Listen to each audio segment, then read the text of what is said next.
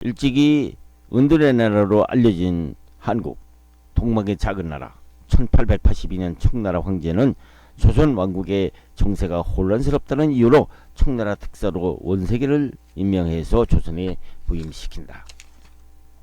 그는 이모군란의 주동자로 찍힌 흥선 대원군을 중국으로 납치하기 위하여 청나라에서 연금하러 온 것이다.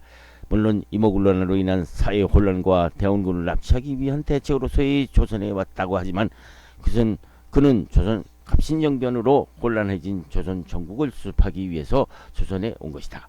그는 일본 영향력에서 배제시키기 위해서 원세계는 일단 일본 세력을 조선 조정으로부터 몰아내는 데는 성공을 했다. 원세계가 조선에 와보니 조선은 고질적인 병폐인 양반들과 세금가치에 견디지 못한 농민들 사이에서 1882년 조선왕국의 대비인 조대비의 친척인 조병갑이라는 자가 농민들에게 수세라는 세금 폭탄을 매기자 이에 반발한 농민들이 반란을 일으킨 것이다. 농민들은 부패 척결과 신원의 기치를 내세워 동학난이 일어난 것이다. 이때 일본군과 청나라군 사이에 불협화음이 벌어지고 전쟁이 일어나 결국은 청나라가 패하여 자기 나라로 돌아가는 사건이 발생한다. 승전을 한 일본은 고종에게 동학난을 막아주겠다고 약속을 한다. 4,000명의 전병준이 이끄는 동학 농민들은 공주 수원 서울을 목표로 북상하기 시작했다. 이때 조정과 일본군은 3,200명의 관군과 2,000명의 일본군을 동원 공주에서 주둔하고 대기하고 있었다. 전병준은 동학농민군이 불리해지기 시작했다. 왜 그랬을까? 동학농민군은 숫자만 많았지 훈련도 제대로 받지 않았을 뿐만 아니라 칼, 낫, 죽창 등 무기가 원시적이어서 신식 무기로 무장한 일본군과 관군을 이길 수 없었던 것이다. 관군과 일본군은 동학난 두목인 전봉준을 체포하고 서울로 압송한다. 주동자인 전봉준과 김계남이 처형됨으로써 동학난은 일단 막을 내린다. 기고만장해진 일본군은 1894년 7월 고종에게 조선정부로 개혁한 5개라는 것을 내놓았는데 조선정부가 거부하자 흥선대원군을 내세워 중앙과 지방의 제도를 바꾸게 하고 인사권이나 재정권까지 관여하기 시작한다. 이제 조선왕국은 친일정부인 흥선대원군이 정부를 밀고 있었다. 엽전도 버리고 신식으로 쓰게 했으며 문벌과 판상제도를 혁파하고 노비제도를 폐지했으며 과부 재가 등 여러가지 폐단을 바꾸게 한다. 일본이 민비를 죽이려 한 것은 흥선대원군과 대립하고 있는 민씨 일파들이 조선정부를 장악하고 자기들 계획에 방해된다고 믿고 민비를 죽임으로써 자기들 입맛에 맞는 친일정부를 세우기 위함이었다. 물론 민비를 죽이자 고종이 일본 세력을 견제하기 위해서 러시아 공사관으로 가는 이른바 악원파천 사태가 벌어짐으로써 일본과 사이가 급작히 나빠진다. 악원파천한 고종은 친일 세력인 김홍집, 유길진 등 민비 살해하는 데 협조적인 대신들을 몰아내고 러시아파인 이범진에게 내각을 맡긴다. 이때 미국에서 귀국한 서재필과 배제학당 출신 이승만 등이 만국공동회를 통한 독립협회 활동을 하면서 고종이 친러파 대신들에게 휘둘리며 압록강 울릉도를 벌채권과 광산권을 러시아에 넘기는 것을 반대하는 군중대회를 벌린다. 서재필과 이승만이 청나라, 일본, 러시아로부터 자주 독립을 해야 한다는 성토가 연일 종로에서 벌어졌다. 이 사이에 러시아와 일본은 가만히 있지를 않았다. 러시아 공간에 머물고 있던 고종을 서희에 두고 서로 으르렁거리기 시작한 것이다. 한편 왕비까지 살해당한 고종은 뼈아픈 경험을 느끼고 대한제국을 선포하고 러시아 공사관에서 경운궁으로 환공한다. 이 사이 일본과 러시아는 대한제국에 대한 영향력을 사이에 두고 다투다가 결국 1904년 동해바다에서 우크라이나 반도에서 정박하고 있다가 극동으로 몇 달간 이동하여 피곤하고 지친 러시아 해군을 함대로 울릉도 근방 해상에서 숨어있던 일본 해군이 모두 동해바다에 수상시킨다.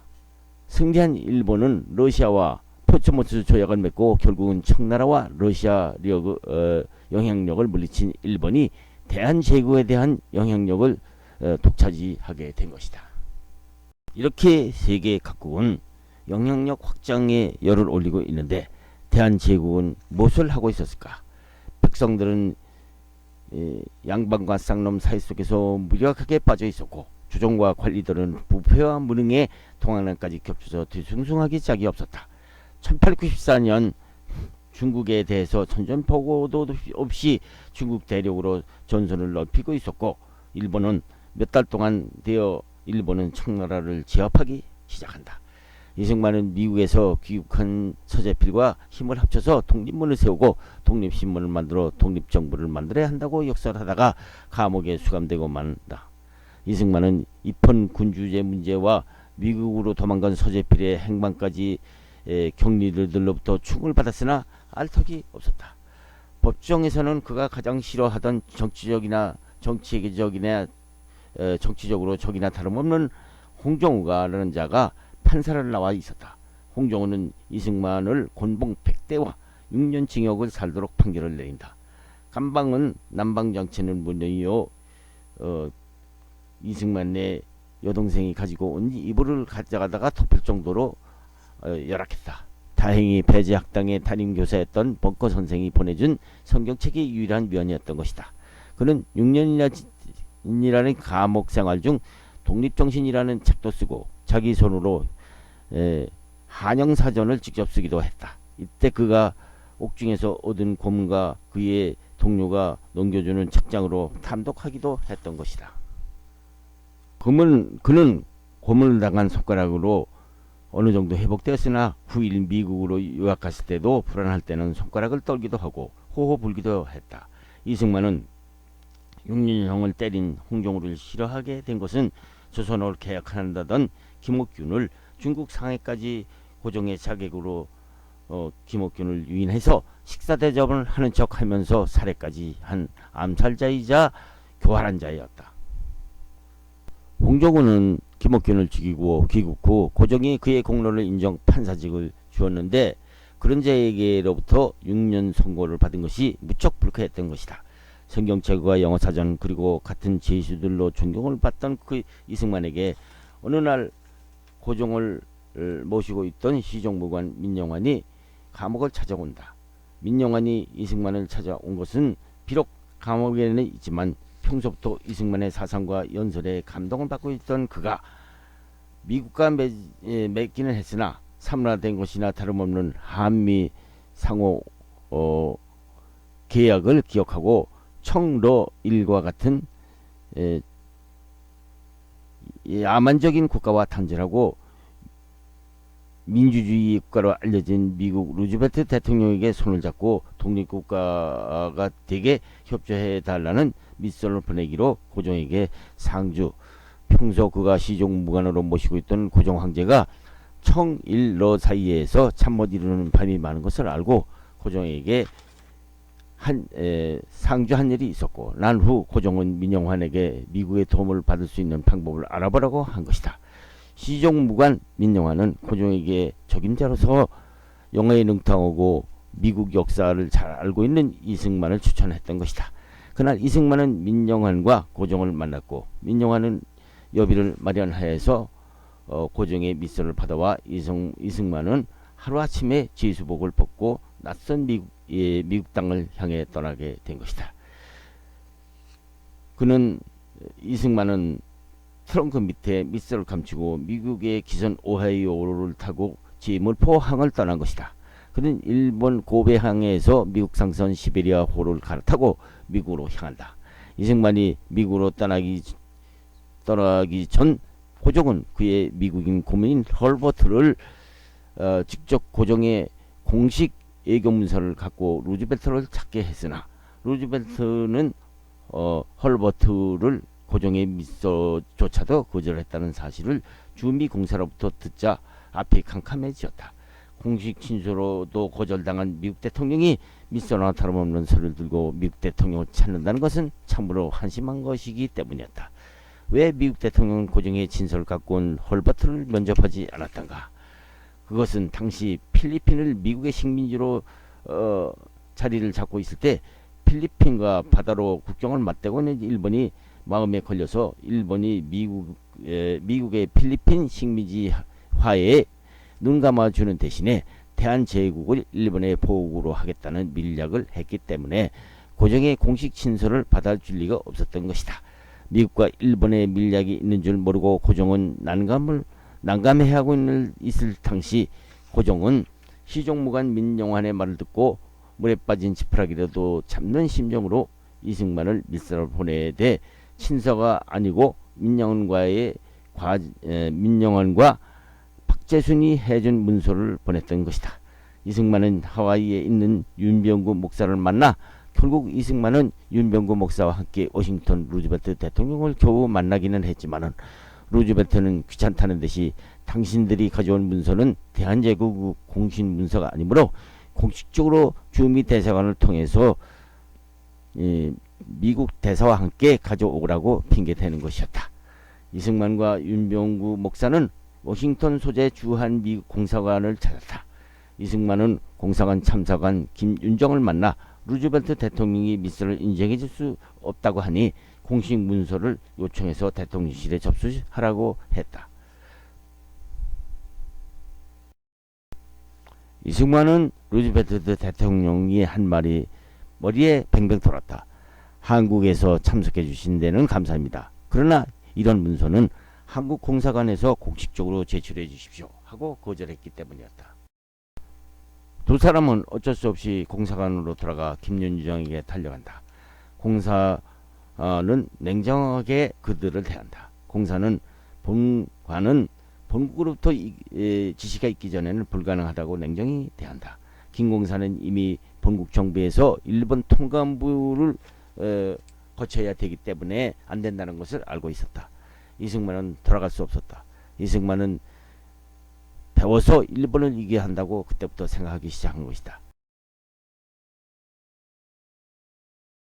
이승만은 미국 선교사의 도움을 받아 조지 워싱턴 대학에 입학했다. 입학은 했으나 학비 조달이 문제였다. 그는 이때부터 교민과 미국인 교회를 돌며 설교를 통해서 일본의 부당함과 한국의 독립이 필요하다는 것을 역설하고 거기서 받은 강사료로 근근히 생활을 꾸려나가면서 하버드 대학까지 다닌다. 그는 한국의 독립을 하려면 무력으로는 이길 수 없다는 것을 직감하고 그가 미국으로 건너올 때 한미 수호 조약으로 맺어졌던 과거사를 내세워 미국 조약을 넘나들며 조선 반대의 독립으로 장차 미국의 화가 미치게 될지 모를 일본의 야욕을 꺾어야 한다고 역설한다. 처음 미국 교회 설교를 듣고 있던 미국인들은 고숨을 친 것은 사실이었다. 미국인들은 한국 독립에 미친 젊은이가 라고 고소음을 치었지만 그것은 이승만의 말이 옳다는 것을 알게 된다. 일본의 내막이라는 책을 만들어 미국 조야에 나누어주는 사이에 과연 동양의 독립 미치광이로 불리던 이승만의 강연이 맞아 들어간다는 확신이 주는 날이 다가온 것이다. 세계 평화를 운운하던 일본이 본색을 드러내 중국 본토를 침공하고 필리핀과 인도네시아, 베트남 등 거침없이 침략해 들어오기 시작한 것이다. 일본군이 동남아를 휩쓸기까지는 이승만도 세계 각국이 협심해서 일본이 한국에서 손을 떼어야 한다는 위인 통치론을 생각하기도 했었을 때만 해도 미국은 이승만의 주장에 눈 하나 깜짝이지 않다가 일본이 동남아를 휩쓸자 그때서야 이승만의 주장이 옳다는 것을 알게 된다. 그래도 이승만의 주장은 공허하기만 했다. 그러던 중 드디어 일본이 미국과의 전쟁을 벌이게 된 것이다. 하와이 진주만 공격이 놀란 미국은 본격적으로 이때까지의 생각을 버리고 미국 정부 관료들이 이승만이 쓴 재팬 인사이드라는 책을 탐독하고 이승만을 초청한다. 이승만은 콱 막혔던 시절에 마지못해서 주장했던 위인 통치론을 걷어치우고 이때부터 미국 정부의 일본 본토를 항복받아야 한다고 역설한다. 미국인들은 이승만의 말이 옳다는 것을 그제서야 알았고 이승만은 미국의 소리 방송을 통해서 일본에 대한 선전포고와 동시에 이승만을 일본 경멸의 전사로서 특별히 초청한다. 이제 이승만의 꿈은 가까워지게 된 것이다.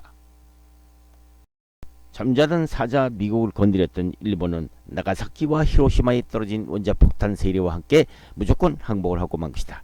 이제 이기지도 못할 무력 독립을 주장하던 시대는 가고 이제야말로 이승만이 대학에서 배웠던 국제외교 독립론이 빛을 발휘할 시대가 온 것이다. 다음은 이승만 박사가 2차 대전 발발 후 워싱턴에서 일제하에 신음하고 있는 국내의 동포들에게 한 방송 내용이다. 나는 이승만입니다. 미국 워싱턴에서 해내 해외에 산재한 우리 2,300만 동포에게 말합니다. 어디서든지 내 말 듣나니는 자세히 들으시오.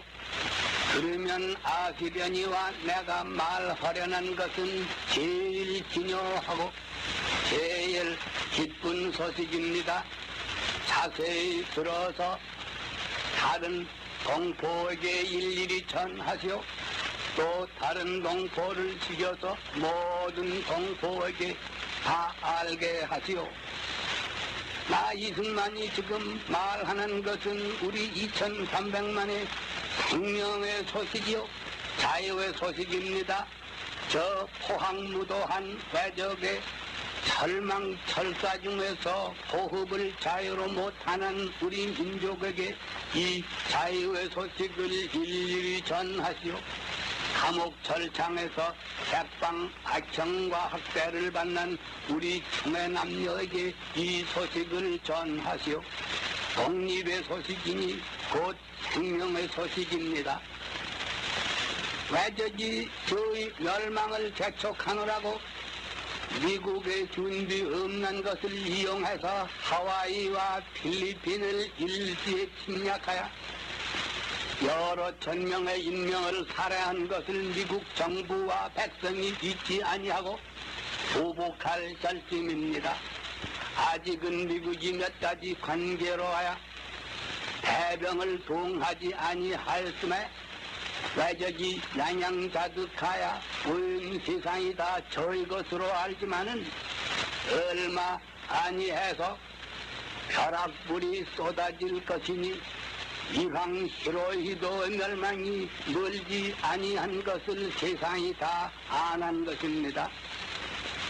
우리 임시정부는 중국 중경에 있어 애국열사 김구, 이시영, 조안구, 조소왕 제치가 합심 행정하여 가는 중이며 우리 광복군은 이청전, 김약산, 유동열, 조성환 여러 장군의 지휘하에서 총사령부를 세우고 각방으로 외적을 상거하는 중이니 중국 총사령장 장개석 장군과 그 부인의 원조로 군비 군무를 지배하며 정식으로 승인하여 완전한 독립국 군대 자격을 가지게 되었으며 미주와 하와이와 멕시코와 kü바의 각지의 우리 동포가 재정을 연속 구성하는 중이며 따라서 군비 군물의 거대한 후원을 연속히 보내게 되리니 우리 광복군의 수요가 날로 늘 것이며 우리 군대의 용기가 날로 자랄 것입니다. 고진감래가 기지 아니하나니 37년 전을 남의 나라 영지에서 숨겨서 근거를 삼고 얼고 줄이며 원수를 대적하던 우리 독립군이 지금은 중국과 영미국의 당당한 연맹군으로 외적을 타파할 기회를 가졌으니 우리 군인의 의기와 용맹을 세계에 드러내며 우리 민족의 정신을 천추에 발표할 것이 이 기회에 있다 합니다. 우리 내지와 일본과 만주와 중국과 서백리아 각처에 있는 동포들은 각각 행을 집착이 있으니 외적의 군기창은 낱낱이 타파하시오. 외적의 철로는 일일이 파상하시오. 적병의 진할 길은 처처에 끊어 버리시오. 언제든지 어디서든지 할 수 있는 경우에는 외적을 없이해야만 될 것입니다. 내지에서는 아직 비밀히 준비하여 숨겨두었다가 내외의 준비가 다 되는 날에는 우리가 여기서 공포할 터이니 그제는 일제에 일어나서 우리 금수강산에 발붙이고 있는 왜적은 일제히 함몰하고야 말 것입니다. 내가 와싱턴에서 몇몇 동포와 미국 친구 친구들의 도움을 받아 미국 정부와 교섭하는 중임에 우리 임시정부의 승인을 얻을 날이 가까웁니다. 승인을 얻는 대로 군물의 후원을 얻을 것입니다. 그러므로 이 희망을 가지고 이 소식을 전하니 이것이 즉 자유의 소식입니다. 미국 대통령 루스벨트지의 선언과 같이 우리의 목적은 왜적을 파한 후에야 말 것입니다. 우리는 100배나 용기를 내야 우리 민족성을 세계에 한 번 표시하기로 결심합시다.